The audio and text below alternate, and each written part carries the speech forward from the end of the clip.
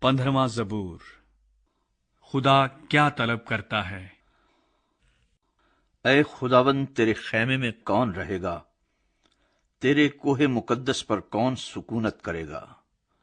وہ جو راستی سے چلتا اور صداقت کا کام کرتا اور دل سے سچ بولتا ہے، وہ جو اپنی زبان سے بہتان نہیں باندھتا اور اپنے دوست سے بدی نہیں کرتا اور اپنے ہمسائے کی بدنامی نہیں سنتا، وہ جس کی نظر میں رذیل آدمی حقیر ہے، پر جو خداوند سے ڈرتے ہیں ان کی عزت کرتا ہے۔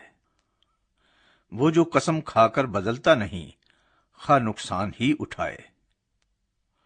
وہ جو اپنا روپیہ سود پر نہیں دیتا اور بے گناہ کے خلاف رشوت نہیں لیتا، ایسے کام کرنے والا کبھی جنبش نہ کھائے گا۔